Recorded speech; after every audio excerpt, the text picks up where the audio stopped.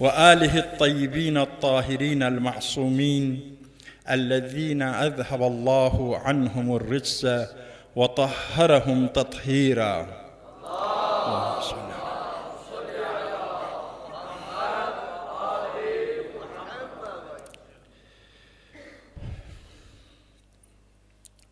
واللعن الدائم على أعدائهم من يوم عداوتهم إلى يوم الدين.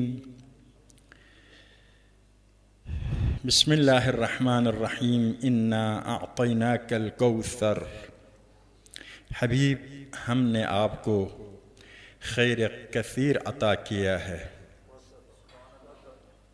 آپ اس خیر کثیر کا شکریہ ادا کرو، نماز پڑھو اور خدا کے راہ میں قربانی دو. دل بھی خدا کے راہ میں، مال بھی خدا کے راہ میں. بے شک تیرا آپ کا دشمن ہی منقطع النسل ہے. اب آپ دیکھیے، تمام تر کوششوں کے باوجود اولاد پیغمبر کی تعداد کو دنیا میں، اولاد علی اور جناب سیدہ کی تعداد کو دنیا میں، اور ان کے دشمنوں کی اولاد کے نام و نشان بھی نہیں ہے. تعداد سے زیادہ اہم کمالات ہے. خیر کے مراد تعداد صرف نہیں ہے بلکہ کمالات ہے. کمالات کی حوالے سے اولاد پیغمبر کی شان میں آیتیں ہیں، احادیث ہے، دوست و دشمن کا اعتراف ہے. دشمن بھی تمام تر کوششوں کے باوجود ایک الزام ثابت کرنے میں ناکام رہے. تو یہ عظمت ہے. خدا نے اپنے پیغمبر پر احسان کیا. پیغمبر پر احسان یعنی کل انسانیت پر احسان، کائنات پر احسان ہے. جناب سیدہ خیر کثیر ہے. خیر کثیر ہونے کے ایک عنوان آپ اسوہ حسنہ ہے. خیر کثیر ہونے کا ایک عنوان آپ اسوہ حسنہ ہے، نمونہ عمل ہے. تربیت کرنے والے خود سب سے زیادہ پاک ہو تو دوسروں کو پاک کر سکتے ہیں. اسی لیے انبیاء الہی، ائمہ اطہار، جناب سیدہ، جن کا سب سے اہم مقصد انسانوں کی تربیت ہے، انسانوں کو خدائی بنانا ہے، صراط مستقیم کے راہی بنانا ہے، جنت کے لائق بنانا ہے، قرب خدا تک پہنچانا ہے، فرشتوں سے افضل اور اشرف مخلوقات بنانا ہے، انسان کو انسانیت کے معراج تک پہنچانا ہے. یہ کام وہی ہستیاں کر سکتی ہے جو خدا تک پہنچے ہوئے ہے، جو قرب خدا کے سب سے اعلیٰ درجات پر فائز ہے، جو شیاطین کے گرفت سے آزاد ہے. جناب سیدہ، اسی لیے آپ کے احسانات میں سے ایک احسان یہ ہے کہ آپ ہمارے لیے نمونہ عمل ہیں، مردوں کے لیے، عورتوں کے لیے، بلکہ ائمہ اطہار کے لیے آپ اسوہ حسنہ ہیں. یہ عظمت جناب سیدہ ہے. آیہ تطہیر میں ارشاد ہوتا ہے، انما یرید اللہ لیذہب عنکم الرجس اہل البیت ویطہرکم تطہیرا. انما عربی زبان میں یعنی صرف یہی اور اس کے علاوہ کچھ نہیں. انما کا معنی یہ ہے صرف خدا نے آپ کو، اہل بیت کو، نجاستوں سے دور رکھنے کا ارادہ کیا ہے. آپ کے علاوہ کسی اور کو دور رکھنے کا ارادہ نہیں کیا ہے. اس کا مطلب کیا ہے؟ خدا نے تو ہم سب سے فرمایا ہے کہ تم گناہوں سے بچو، گناہوں سے بچو۔ گناہ کیا ہے؟ یہ کہ واجبات کی خلاف ورزی نہ کرو، محرمات انجام نہ دو۔ ہم سے بھی طلب کیا ہے تمام گناہوں سے بچو۔ تو یہاں پر آیے مبارکہ ارشاد فرماتا ہے کہ صرف آپ کے سلسلے میں خدا کا یہ ارادہ ہے، کسی اور کے بارے میں یہ ارادہ نہیں ہے۔ اس سے معلوم ہوتا ہے کہ ارادہ تشریعیہ نہیں، ارادہ تکوینیہ ہے۔ یہ دونوں لفظ یقیناً آپ ان الفاظ سے آگاہ ہے، لیکن احتیاطاً تھوڑی سی وضاحت کرتا ہوں۔ ارادہ تشریعیہ یعنی حکم خدا، شریعت قانون کو کہتے ہیں، حکم کو کہتے ہیں۔ ارادہ تشریعیہ اللہم صلی علی محمد وعلی محمد، حکم خدا ہے، یعنی خدا نے ارادہ کیا ہے تشریعاً، یعنی خدا کا حکم یہ ہے شریعت اسلامی کے مطابق کہ آپ ہر حکم خدا کی خلاف ورزی سے باز رہے۔ یہ تو خدا نے سب سے ارادہ کیا، سب سے کہا ہے کہ تم حکم خدا کی خلاف ورزی سے باز رہو، اہل بیت کے ساتھ مخصوص نہیں ہے۔ اس انما سے پتہ چلتا ہے یہاں کے ارادہ تشریعی نہیں ہے، تشریعی ارادہ سب کے بارے میں خدا نے سب سے یہی چاہا ہے گناہوں سے بچو۔ آیت کہتی ہے انما، صرف آپ اہل بیت کے بارے میں خدا کا یہ ارادہ ہے۔ خود بخود پتہ چلتا ہے ارادہ تشریعیہ نہیں ہے۔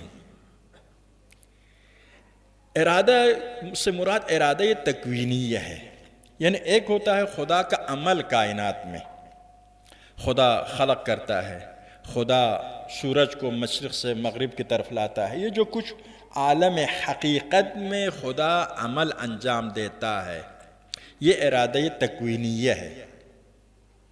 ارادہ تشریعیہ، خدا نے جو حکم کیا ہے اس کو ارادہ تشریعیہ کہتے ہیں۔ خدا کا جو خلقت ہے، آفرینش ہے، تخلیق ہے، عمل ہے، اس کو ارادہ تکوینیہ کہتے ہیں۔ تکوین کون و مکان، ارادہ تکوینیہ کی خدا کی کوئی خلاف ورزی نہیں کر سکتا۔ آپ دعائے کمیل میں پڑھتے ہیں وَلَا يُمْكِنُ الْفِرَارُ مِنْ حُکُومَتِكَ، خدا تیری حکومت سے کوئی نہیں بھاگ سکتا۔ ارادہ تکوینیہ کی کوئی مخالفت نہیں۔ خدا جب دیکھیے، فرض کیجئے ابھی، آیا اس کا مطلب یہ ہے کہ ہم مجبور ہیں؟ یہ بھی نہیں ہے۔ فرض کرے ہر چیز جو مادی چیز ہو، آپ اس کو کاغذ آپ لے لیں، ہوا میں اس کو ڈال دیں گے تو آہستہ آہستہ نیچے آتا ہے۔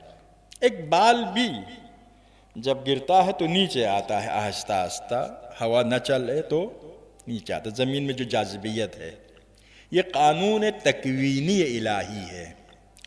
خدا نے ایسا قانون بنایا ہے کہ اشیاء زمین کی طرف کھنچ جاتی ہے۔ ارادہ الہی یہی ہے، ہر چیز یہی ہوگی۔ لیکن آیا اس کا مطلب یہ کہ ہم مجبور ہیں؟ نہیں، مجبور نہیں ہے۔ ہوائی جہاز اڑانے والے کئی ٹن کے ہوائی جہاز کو اوپر لے جاتے ہیں، کیا اس نے ارادہ تکوینی خدا کو شکست دی ہے؟ نہیں، شکست نہیں دی ہے۔ خدا کا ارادہ تکوینی دوسرا بھی ہے کہ خاص معیار کے مطابق اگر آپ پاور چلائیں گے، اور کچھ سائنسی قوانین ہیں، سائنسدان ان قوانین کو کشف کرتا ہے۔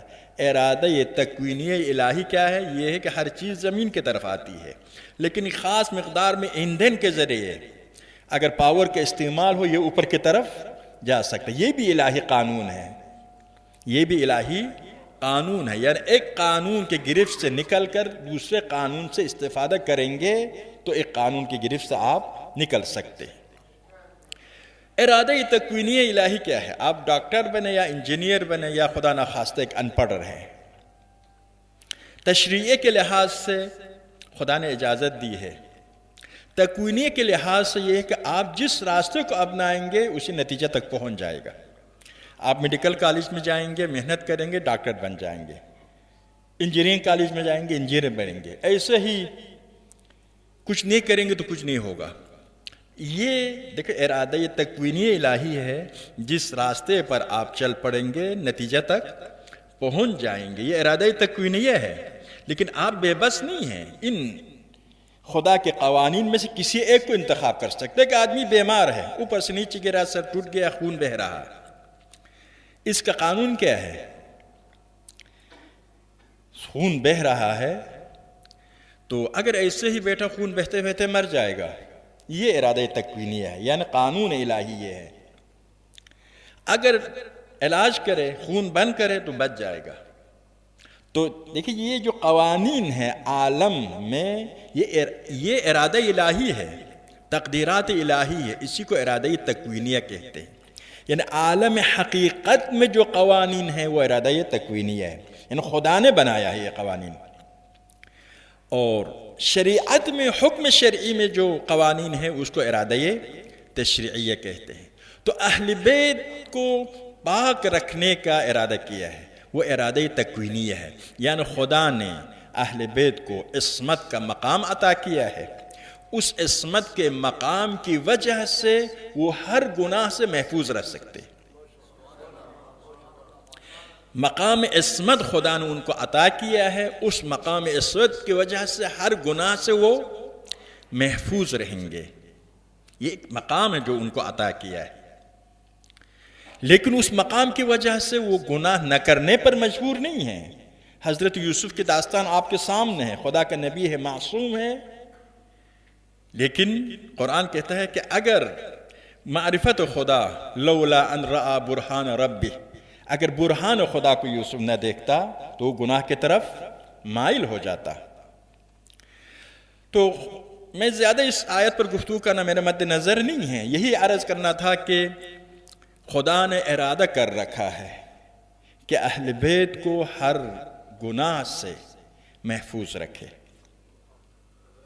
ہر گناہ سے، گناہ کے علاوہ جہل سے، شک سے، ہر قبیح چیز سے ان کو محفوظ رکھنے کا ارادہ کر رکھا ہے۔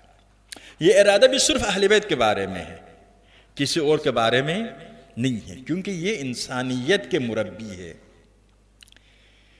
انسانیت کے مربی پاک ہو تو دوسروں کو پاک کر سکتا ہے، خود پاک نہ ہو دوسروں کو پاک نہیں کر سکتا ہے۔ انما یرید اللہ، خدا کا یہی ارادہ ہے کہ آپ پاک و پاکیزہ رہے۔ خدا نے آپ کو عصمت کی نعمت سے نوازا ہے تاکہ آپ پاک و پاکیزہ رہے اور انسانیت کو پاک و پاکیزہ بنائے۔ عرض کیا ایک مختصر اشارہ کرنا تھا، ورنہ اس کو تفصیلاً گفتگو ایک آیت تطہیر پر شاید ایک عشرہ کی ضرورت پڑ جائے، تفصیل سے گفتگو کرنا چاہے تو۔ یہ جو مقام ہے، مقام طہارت، مقام عصمت، طاہر ہے۔ طاہر ہونے سے دو نقطہ ہمارے ہاتھ میں آتا ہے، ایک یہ کہ یہ تمام برائیوں کو جانتے ہیں اور جاننے کے بعد اپنے کو پاک رکھتے ہیں، علم رکھتے ہیں، علم رکھنے کی وجہ سے آپ کو تمام، اپنے آپ کو تمام نجاستوں سے پاک رکھتے ہیں۔ اگر برائیوں کو نہ جانتے، نجاستوں کو نہ جانتے تو اپنے آپ کو پاک بھی نہیں رکھ سکتے تھے۔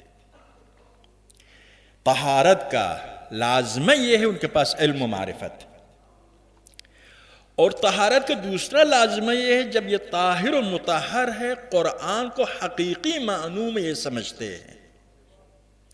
کیوں؟ لا یمسہ الا المطہرون، قرآن کی گہرائی تک کوئی نہیں پہنچ سکتا، قرآن کی حقیقت کو چھو نہیں سکتا مگر مطہر لوگ چھو سکتے ہیں۔ آیت تطہیر کہتا ہے کیا؟ اہل بیت مطہر ہے۔ قرآن کہتا ہے قرآن کی حقیقت کو چھو نہیں سکتا مگر پاکیزہ لوگ۔ آیت تطہیر کہتا ہے جو مطہر اور پاکیزہ ہے وہ اہل بیت ہے۔ ان دو آیتوں کو سامنے رکھنے سے پتہ چلتا ہے کہ قرآن کی حقیقت تک پہنچنے والے، قرآن کے اعماق تک پہنچنے والے، قرآن کے بطون تک پہنچنے والے محمد و آل محمد۔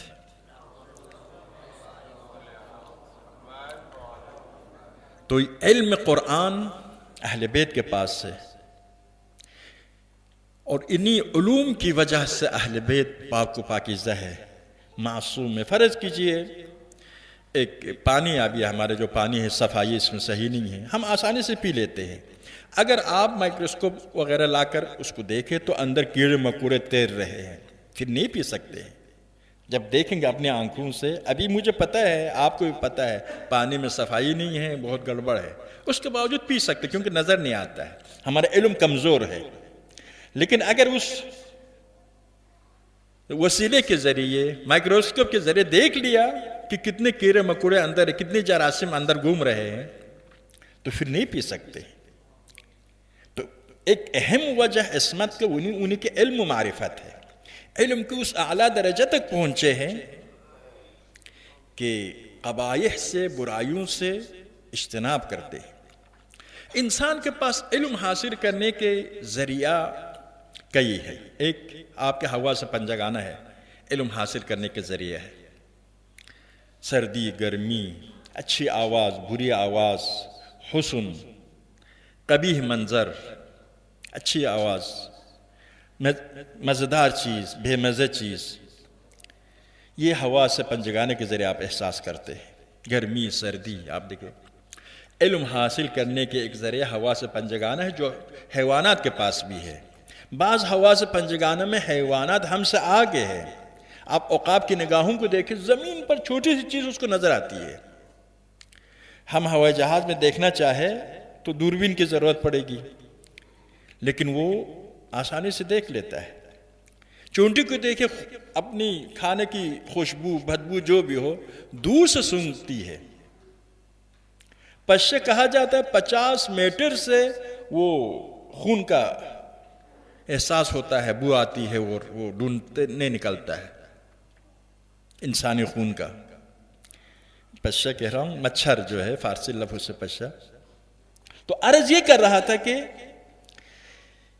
کچھ چیزوں میں حیوان بہت ہم سے بھی آگے، ہوا سے پنجگانہ میں، اس میں انسان و حیوان مشترک ہے، لیکن علم حاصل کرنے کے ایک ذریعہ یہی ہوا سے پنجگانہ ہے۔ دوسرا ذریعہ عقل ہے۔ حیوان کے پاس ہوا سے پنجگانہ سے آگے کوئی ذریعہ نہیں ہے علم حاصل کرنے کا۔ انسان کے پاس ان ہوا سے پنجگانہ کے بعد عقل ہے۔ عقل، ہوا سے پنجگانہ نے جو معلومات آپ کو دیا، عقل کے روشنی میں ان میں مطالعہ کرتے ہیں، آپ مطالعہ کر کے ایک قانون بناتے ہیں، اصول کشف کرتے ہیں، عالمی قانون بناتے ہیں۔ انہی ہوا سے پنجگانہ کے محصولات کو لے کر آپ قانون بناتے ہیں، کل تاریخ کے لیے اور کل دنیا کے لیے۔ یہ عقل کے مدد سے کرتے ہیں۔ علم حاصل کرنے کے دوسرا ذریعہ عقل۔ کل میں نے عرض کیا، اخلاقی اصولوں پر علم حاصل کرنے کے ایک ذریعہ عقل۔ خدا نے انسان کو اس طرح سے خلق کیا ہے کہ اس کی عقل سمجھتی ہے کیا چیز غلط ہے، کیا چیز صحیح ہے، کم از کم اخلاقی اقدار میں۔ تو علم حاصل کرنے کے دوسرا ذریعہ جو انسان کے پاس ہے وہ عقل ہے۔ تیسرا ذریعہ جو انسان کے پاس ہے وہ دل ہے، وجدانیات۔ عام طور پر اگر دیکھا جائے وجدانیات کہتے ہیں، اندرون میں۔ فرض کیجئے مجھے خوشی ہے، اگر خوشی ہے، میں احساس کر رہا ہوں کہ میرے اندر خوشی ہے، وہ میرے اندر خوشی ہے۔ اگر غم ہے، میرے اندر غم کو میں احساس کرتا ہوں۔ اگر تکلیف ہے، تکلیف کو نظر آنے کی چیز نہیں ہے لیکن احساس کر رہا ہوں۔ اگر نا امیدی ہے، وہ بھی احساس کرتا ہوں۔ یعنی بہت سی ایسی چیزیں انسان کے اندر ہے، نہ ہوا سے پنجگانے سے سمجھ سکتے ہیں، نہ عقل کے ذریعے سمجھنے کی چیزیں، لیکن وجدانیات کے نام سے ایک طاقت خدا نے دیا ہے، وہ قلب ہے، وہ دل ہے۔ اس طاقت کے ذریعے آپ اندرون کے مسائل سمجھ سکتے ہیں۔ دل کے ذریعے سمجھنا اور آنکھوں کے ذریعے سمجھنا، عقل کے ذریعے سمجھنے میں ایک فرق ہے۔ فرض کرے آپ چند دن پہلے خدا نخواستہ بیمار تھے، تکلیف کا احساس تھا، وہاں پر آپ کو علم تھا کہ میرے اندر تکلیف ہے، لیکن تکلیف کی تصویر نہیں تھی، خود تکلیف آپ کے اندر تھی، آپ کے روح کے پاس خود تکلیف تھی۔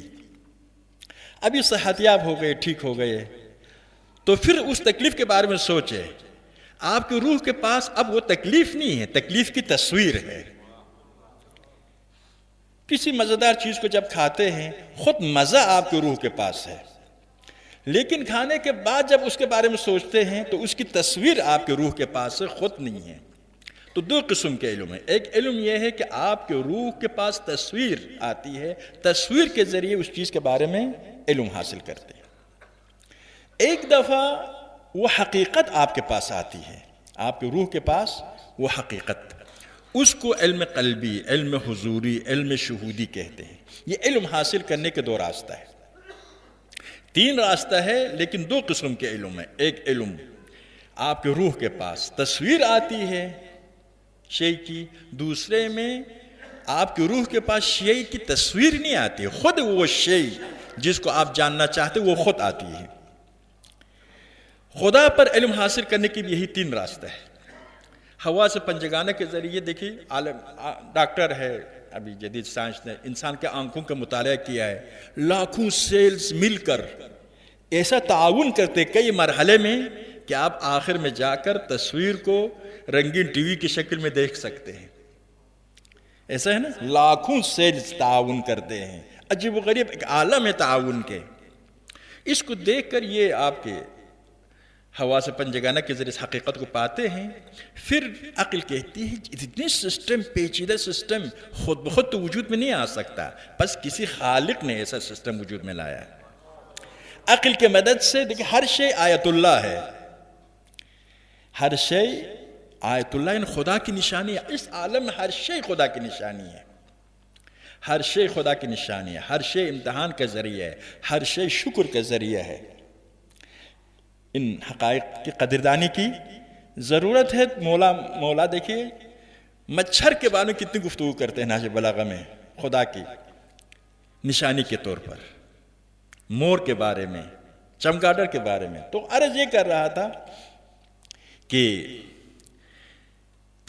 خدا کی معرفت پہلا حواس پنجگانہ کے ذریعے معلومات، پھر عقل کی روشنی میں، عقل کے نور کے اندر ان معلومات میں چھان بین کر کے خدا تک انسان پہنچ جاتا ہے۔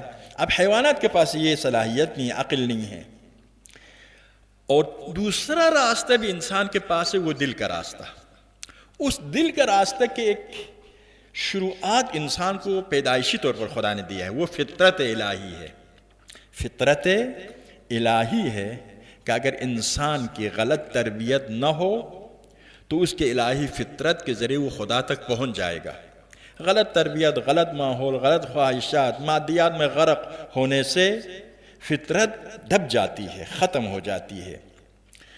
قرآن میں متعدد جگہوں پر فرماتا ہے کہ اگر تمہاری کشتی ٹوٹ گئی، ہر چیز سے تم مایوس ہو گئے، اس وقت خدا کو تم پکارتے ہو، یعنی اس وقت تمہاری فطرت، اب تک جب تک مادی چیزوں سے امید ہے خدا تمہیں یاد نہیں آتا ہے۔ مادیات سے مایوس ہو گیا، تمہاری فطرت زندہ ہو جاتی ہے، خدا کو یاد کرتے ہو۔ تو ایک راستہ رکھا ہے، کم رنگ راستہ صحیح، لیکن ایک راستہ رکھا ہے دل کے ذریعے خدا تک پہنچنے کا۔ تو وہ بھی علم حاصل۔ اب اس راستے کے ذریعے کس طرح سے اس راستے کو ترقی دیں گے؟ تزکیہ نفس کے ذریعے۔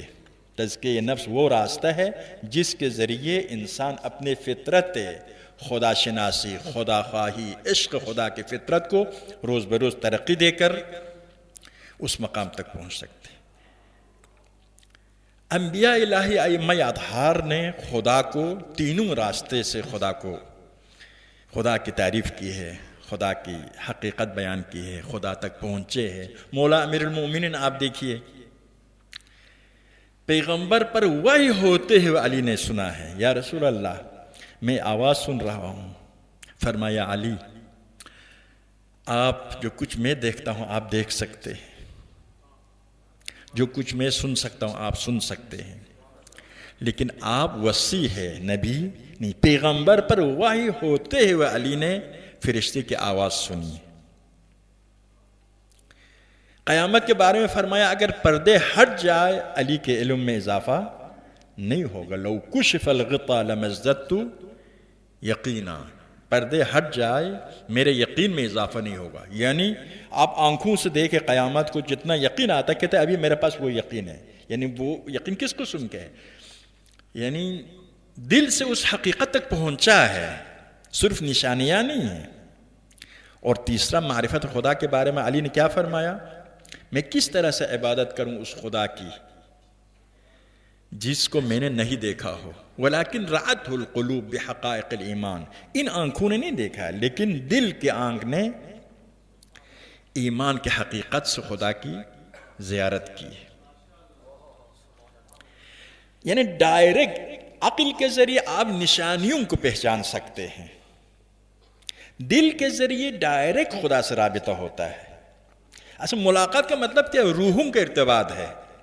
دو روح کے ارتباط کا نام ملاقات. عالم خواب میں آپ کا ہاتھ دوسرے کے ہاتھ سے لگ بھی جائے نہیں کہیں گے ملاقات ہوئی، لیکن فون پر بات کریں گے، دور سے دو روح کا رابطہ ہو تو کہتے فون پر ہماری ملاقات ہوئی، بات چیت ہوئی. تو دل کے ذریعے خدا کو پا لینا یہ راستہ ہے. مولا نے فرمایا دل حقائق، ہمارے دل نے دیکھا ہے خدا کو حقیقت ایمان کے ذریعے. جناب سیدہ اسی اللہم صلی علی محمد وعلی محمد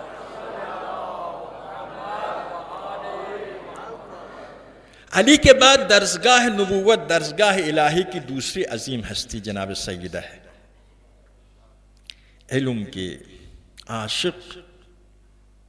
آپ دیکھیے آیت تطہیر کی مصداق ہے، قرآن کی تمام حقیقتوں کا علم ہے، تمام بطون قرآن کا علم ہے، تمام قرآن کی جتنے تہیں ہیں سب کا علم ہے.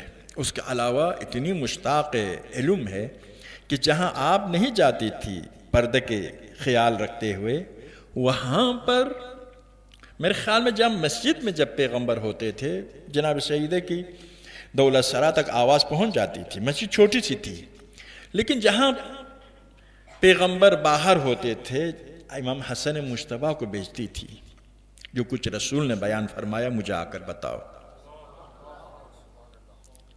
علم کے اس درجہ پر ہے، اس کے باوجود عشق علم.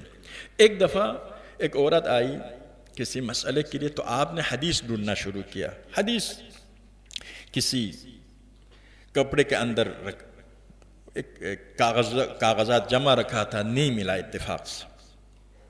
تو فرمائی میرے لیے یہ اتنے اہم ہے جتنا حسن حسین اہم ہے. یعنی میں حسن حسین میرے چشم نور چشم ہے، لیکن دین کے لیے چاہتی ہوں. حسن حسین کو بھی دین کے لیے چاہتی ہوں، سنت پیغمبر کو بھی دین کے لیے چاہتی ہوں. معیار ایک ہے، خدا کے لیے چاہتی ہوں. جب ایک عورت آتی ہے پوچھنے کے لیے، کئی مسلسل سوال کرتی جا رہی تھی، پھر شرمندہ ہو گئی، معذرت چاہیے. تو فرمایا نہیں، تمہیں معذرت چاہنے کی ضرورت نہیں ہے، تم مجھ پر احسان کر رہی ہو. پوچھ کر خدا کے ثواب اور اجر عظیم الہی کا. میں اس حدیث کا خلاصہ بیان کر رہا ہوں، این ترجمہ نہیں ہے، حدیث بہت مفصل ہے. یعنی فرما رہے تم گویا مجھ پر احسان کر رہی ہو، تمہارے سوال کے جواب دے کر، تمہارے رہنمائی کر کے خدا کے عظیم ثواب کے مستحق بن رہی ہوں. اب علمی لحاظ سے دیکھیے اتنی عظمت پر ہے کہ جبرائیل آتا ہے پیغمبر کے وفات کے بعد، اور جناب سیدہ کے القاب میں سے ایک محدثہ ہے. خدا کے فرشتے آپ کے ساتھ بات کرتے ہیں، جبرائیل آتے ہیں، قیامت تک آنے والے حوادث بیان کرتا ہے، اور جناب سیدہ سنتی ہے اور علی کو بتاتی ہے، اور علی لکھتی ہے. علی علیہ السلام لکھتے ہیں، تحریر فرماتے. اب یہ ایک نقطہ ہے، مولا امیر المؤمنین بھی جبرائیل سے رابطہ کر سکتے ہیں. مولا بھی محدث ہے، ہماری احادیث میں سارے ائمہ محدث ہے، لیکن یہاں پر جناب سیدہ کو تسلی دینا بھی مد نظر تھا. غم پیغمبر اور جدائی پیغمبر اور جو مصیبتیں آئی اس کی وجہ سے، تو جبرائیل جناب سیدہ کو بیان کرتا ہے اور جناب سیدہ علی کو بتاتی ہے. اور مصحف فاطمہ کے نام سے وہ عظیم کتاب جو منبع علم ائمہ، علم ائمہ کے منابع میں سے ایک منبع مصحف فاطمہ ہے. اگرچہ جو دشمنان اہل بیت ہے، دشمنان مکتب تشیع ہے، انہوں نے یہ کہنے کی کوشش کی شیعوں کا قرآن یہ قرآن نہیں ہے بلکہ مصحف فاطمہ ہے، جبکہ مصحف عربی زبان میں کتاب کا نام ہے، کتاب کو مصحف کہتے ہیں. تو یہاں جناب سید کے علم کو دیکھیے کہ مولا امیر المؤمنین کو بتاتی ہے اور مولا لکھتے ہیں. تو جناب سید کے ایام میں آپ کی علمیت کو تو ہم کوئی حد معین نہیں کر سکتے ہیں. جب امام نے فرمایا ہمارے لیے حجت جناب سیدہ ہے، 11واں امام نے، 12واں امام نے فرمایا میرے لیے اسوہ حسنہ جناب سیدہ ہے. علی کے لیے جبرائیل کے بیانات جناب سیدہ بیان فرماتی ہے. تو آپ کی عظمت آیے تطہیر کے مصداق محور جناب سیدہ ہے. تو آپ کی علمیت تو ہمارے ظاہر ایک عظیم فضیلت ہے، اور ہمیں اس پر خوشی ہے کہ ہم نے ان ہستیوں کے درسگاہ کو انتخاب کیا ہے جن کی تائید قرآن و سنت میں ہے، جن کی مثال نہیں ہے، بلکہ دشمن بھی ان کے عظمت کے معترف ہے. لیکن ہمیں خیال رکھنا ہوگا کہ ہم کیا ان کے علم سے استفادہ کر رہے ہیں. جناب سیدہ تمام تر مظلومیت کے ساتھ، کیونکہ دیکھتے ہیں مسلمانوں نے جناب سیدہ سے احادیث نقل نہیں کی ہے. ام المؤمنین عائشہ آپ لیجئے، تقریباً جناب سیدہ کا ہم عمر ہے، ان سے ہزاروں کی تعداد احادیث لیا ہے، جناب سیدہ سے نہیں لیا ہے. امت کی بے انصافی ہے یہ. اب شکایت کہاں لے جائے، لیکن خود اپنی بارے میں ہمیں سوچنا ہے کہ ہم جتنے جناب سیدہ سے تمام تر ظلم و ستم کے باوجود ان کے چاہنے والوں نے احادیث ہم تک پہنچایا ہے، کتنے ہمیں یاد ہے، یاد ہونے کے بعد کتنے عمل کرتے ہیں. تو ان دنوں میں علم اہل بیت کی اہمیت کیا ہے؟ یعنی اسلام کے خالص دین، یعنی انسان کو نجات دینے کا واحد دین اسلام ہے. اسلام کے خالص شکل مکتب اہل بیت. یہ تو ہماری بات نہیں، روایت متفق علیہ روایت ہے، انا مدینۃ العلم وعلی بابها، یعنی میرے علم لینا چاہتے ہو علی سے لے لو. یہ عظمت علم علی کی صحیح ہونا، محفوظ ہونا، معصوم ہونے کی بھی دلیل ہے، اور ساتھ کیا ہے؟ کثرت علم علی کی بھی دلیل ہے. شہر علم کا دروازہ، اس تعبیر کو آپ دیکھیے، علم کی کثرت کو بھی بتاتی ہے اور علم کے عصمت کو بھی بتاتی ہے. تو یہاں پر یہ سعادت ہے ہماری، لیکن ضرورت اس بات کی ہے کہ نعمت کی قدردانی کرے تو نعمت سے فائدہ ملے گا. حدیث ثقلین میں ہی فرماتے ہیں نا، ما ان تمسکتم بہما، جب تک قرآن و سنت سے آپ متمسک رہیں گے، نہ ان سے آگے بڑھو نہ ان سے پیچھے رہو، ان کے ساتھ رہو، ان کے دامن سے متمسک رہو تو نجات پائیں گے. اگر اہل بیت کے ماننے والے معارف اہل بیت سے باخبر ہوتے، 8واں امام فرماتے رحم اللہ امرأن احیا امرنا، خدا کی رحمت ہو اس انسان پر جس نے احیا امرنا، ہماری بات کو، ہمارے فکر کو زندہ رکھتا ہے. کسی نے کہا یا رسول اللہ کیسا؟ فرمایا کہ جو احادیث ہم سے سنتے ہیں، پہلے ہم سے احادیث سنیں، پھر جو احادیث سنتے ہیں وہ دوسروں تک پہنچائے. لو ان الناس علموا محاسن کلامنا لاتبعونا، اگر لوگوں کو علم ہو جائے ہمارے کلام کی خوبیوں کا تو وہ ہماری پیروی کریں گے. یہ ہماری ذمہ داری ہے. علم اہل بیت، علم کا لازمہ، علم اہل بیت ہو، ہمارا علم ہو. البتہ سورج اور شمع یا اس سے زیادہ فاصلہ ہے علم اہل بیت اور ہمارے علم کے درمیان. علم کہنے سے کوئی نہ سوچے کہ یہ برابر ہو جائے گا. خدا بھی عالم، آپ مجھ کو بھی عالم کہتے ہیں، لیکن لامحدود اور ذرہ کے درمیان مقایسہ ہے. علم اہل بیت اور ہر علم کا اثر، جتنا علم زیادہ اتنا اثر زیادہ. اثر کیا ہے؟ اثر یہ ہے کہ جب آپ کے پاس علم ہے، معرفت ہے تو محبت آ جاتی ہے. معرفت خدا ہو تو محبت خدا آئے گی. معرفت علی ہو تو محبت علی آئے گی، معرفت جناب سیدہ ہو تو محبت آئے گی، معرفت حسین ہو تو آئے گی۔ کسی بزرگ کا جملہ ہے، شہید مطہر اپنی کتابوں میں منقل کرتے ہیں کہ ابھی جو بہت سے لوگ دشمن علی ہے اس وجہ سے کہ علی کی معرفت نہیں، علی کی غلط تصویر ان کے پاس آئی ہوئی ہے۔ صحیح تصویر آ جائے تو مجسم علم، مجسم تقوی، تمام فضیلتوں کے مجسم کا نام علی ہے۔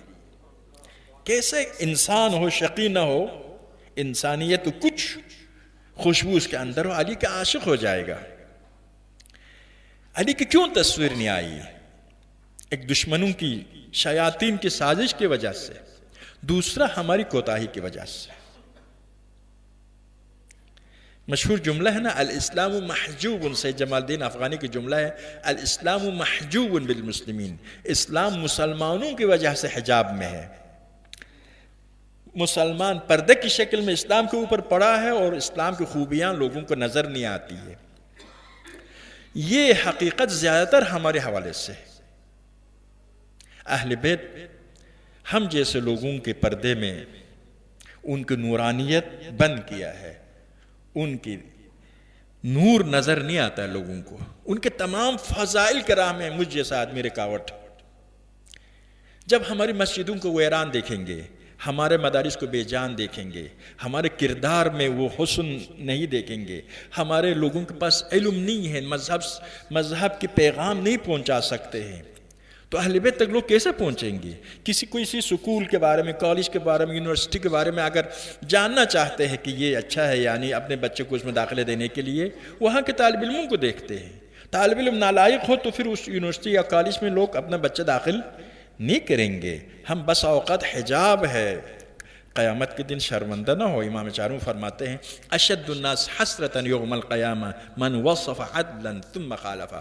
قیامت کے دن سب سے زیادہ افسوس وہ کرے گا جو کسی معصوم امام کو جانتا ہے، معرفت ہے، پھر عمل میں اس کی مخالفت کرے۔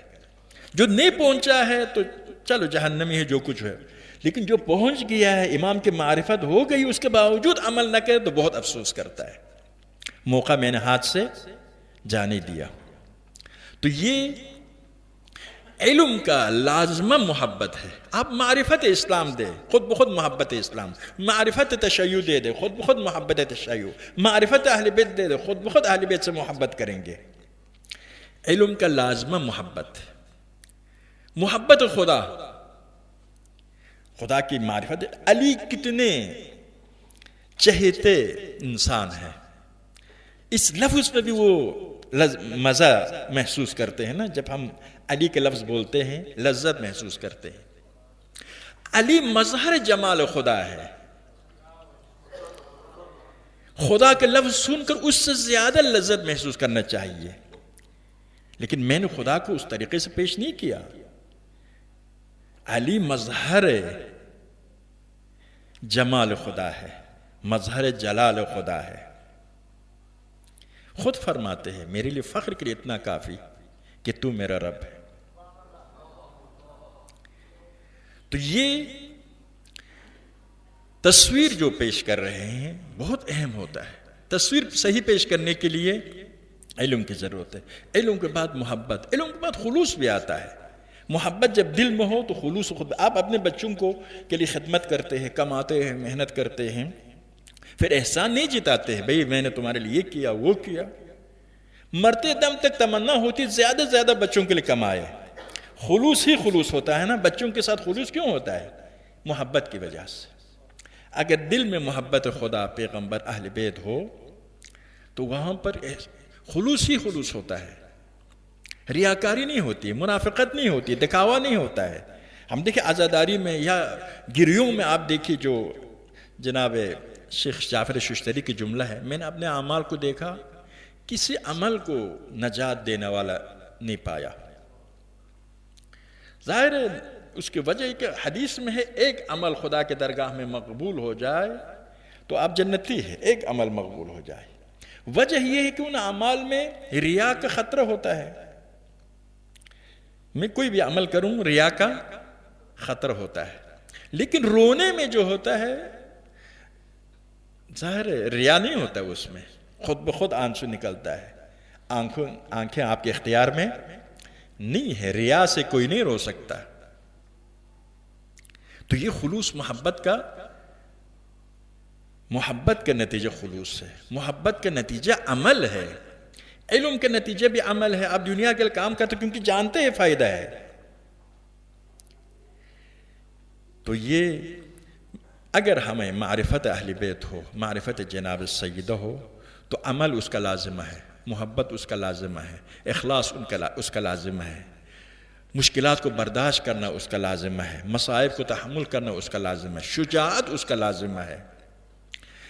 یہ جو عابد سے شاکری تھا کربلا کے میدان میں گیا، کوئی نہیں آیا اس کے ساتھ مقابلے کے لیے، تو اپنے سر کے اوپر سے جو جنگی سامان تھا، کلہا تھا، اس کو پھینک دیا، زرہ پھینک دیا، سب کچھ صرف ایک تلوار لے کر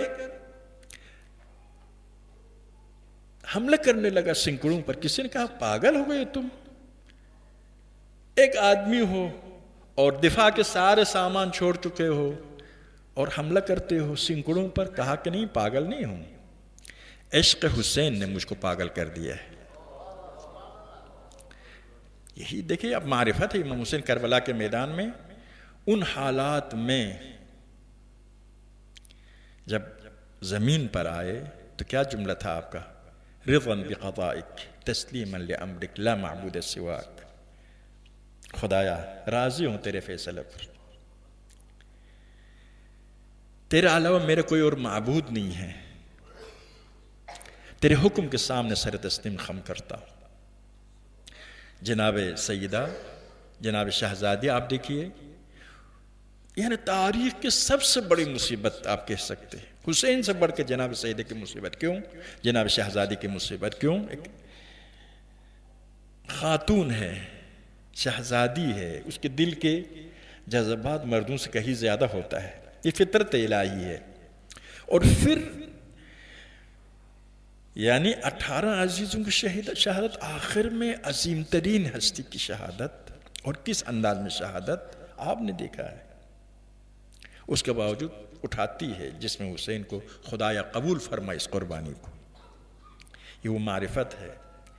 اس کے قطرہ ہمیں ملنا چاہیے آنسو کے ساتھ، کہ انسانیت کے راہ میں، خدا کے راہ میں، اہل بیت کے راہ میں سارے مشکلات آسان ہو جائے گا.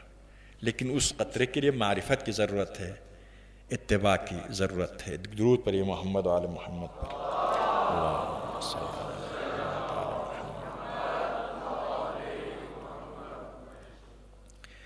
تو معاشرے کی اصلاح کرنا ہمارے مجالس کے ایک اہم مقصد اصلاح معاشرہ ہے. اسوہ اہل بیت پیش کرنا ہے.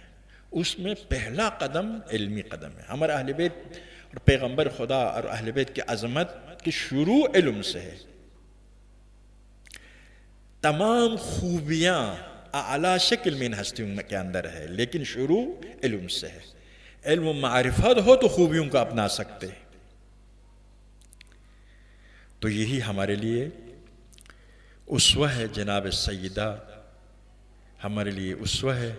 تو ان دنوں میں آپ کے ساتھ ایک عہد کرنے کی ضرورت ہے. جناب سیدہ جس راہ میں، راہ امامت، راہ تشیع، راہ ولایت، راہ عشق علی میں آپ نے سب سے پہلے قربانی پیش کی ہے، انشاءاللہ یہ تو ہماری معلومات بتا رہے، تاریخ بتا رہے، شیعان اہل بیت اس صراط مستقیم پر ثابت قدم ہے. عشق اہل بیت، محبت اہل بیت کے راستے پر ثابت قدم ہے، لیکن اتباع کے راستے پر بھی ثابت قدم ہونے کی خدایا ہمیں توفیق عطا فرما. جناب سیدہ عجیب حالت ہے. دیکھیں پیغمبر خدا کے کلمہ گو مسلمان ہیں. عربوں کی کیا حالت تھی؟ یہ پیغمبر خدا تھے کہ عربوں کو اس بد نصیبی سے، بد قسمتی سے، آخرت کے علاوہ دنیا کے لحاظ سے جانوروں کی طرح زندگی کرتے تھے. ان کو ان حالات سے نکالا اور عالم میں سب سے بڑی طاقت میں، سب سے بڑے مہذب قوم میں تبدیل کیا. اور اسی تہذیب کو برقرار رکھنے کے لیے اسی معرفت اور کردار کو برقرار رکھنے کے لیے نفس رسول کی قیادت کا انتظام کیا۔ حکومت نہیں چاہتے ہیں، اقتدار پر آئے بھی زاہدانہ زندگی گزارتے ہیں۔ علی پیغمبر کے بارے میں فرماتے ہیں 3 دن بھی آپ نے گندم کی روٹی نہیں کھایا۔ یہ دنیا کے لیے نہیں چاہتے، انسانیت کے لیے یہ مقام چاہتے تھے، لیکن دشمنوں نے برداشت نہیں کیا۔ جناب سیدہ پیغمبر کے بعد پیغمبر کی جدائی کی مصیبتیں اور فدق پر غاصبانہ قبضہ، اور باقی جو ارث کے اموال تھے ان پر بھی غاصبانہ قبضہ ہوا۔ عجیب بات یہ ہے، پیغمبر کے کپڑے واپس کر دیتے ہیں، کچھ اور اموال واپس دیتے ہیں کہ یہ ارث پیغمبر ہے۔ اگر پیغمبر کے ارث کسی کو نہیں ملتا ہے تو پھر وہ کپڑے بھی کیوں دے رہے ہیں آپ؟ لیکن کیا کریں، ظلم بشریت کی تاریخ کے بدترین صفحہ ظلم کا صفحہ ہے۔ جناب سیدہ کے آخری ایام پہنچ جاتا ہے، آپ نے وصیتیں کی، اپنی شہادت کے موقع پر بھی جب تک زندہ تھی۔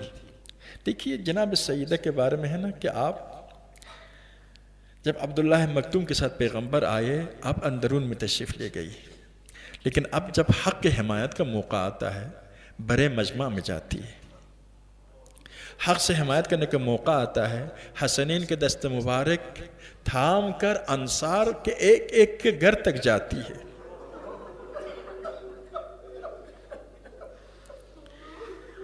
اس عظیم ہستی کے لیے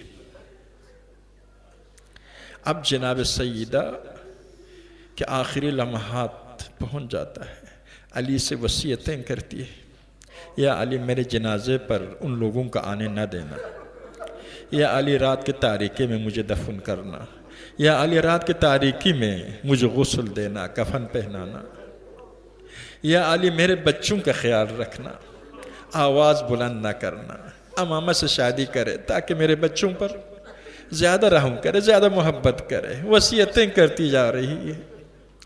جب زہرا سے علی جدا ہو گئی، علی پر بہت گران گزرا، صبر کے پہاڑ ہے علی۔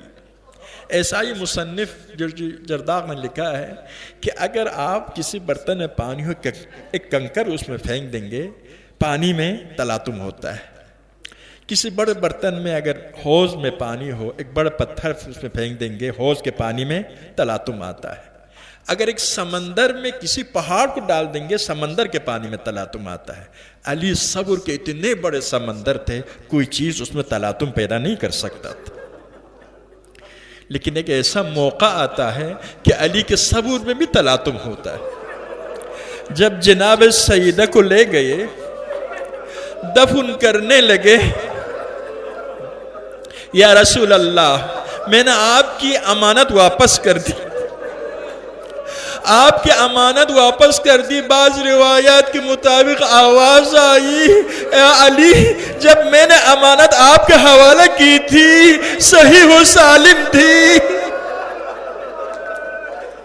علی علیہ السلام فرماتے ہیں قبل عن صفیتک صبری ورق عنها تجلدی، یا رسول اللہ آپ کی بیٹی کی وجہ سے میرے صبر میں کمی آئی، میرے قوت برداشت میں کمی آئی۔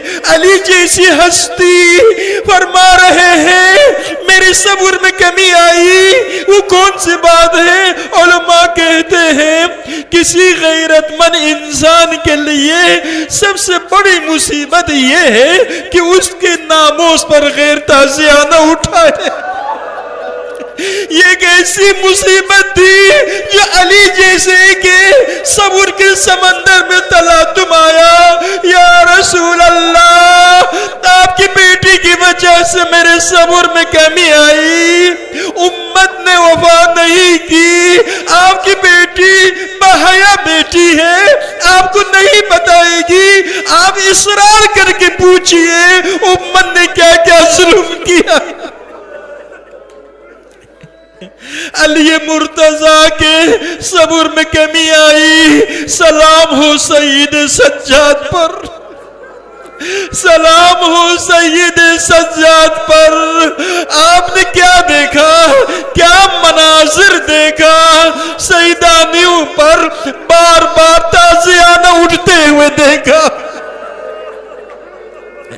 آپ نے کیا دیکھا، بابا کے سر ادھر کی طرف چوب خضران اٹھتے ہوئے دیکھا. آپ نے کیا دیکھا، آپ نے کیا دیکھا، سیدانیوں کو کربلا سے کوفہ سے شام اسیر ہوتے ہوئے دیکھا. الا لعنت اللہ علی القوم الظالمین.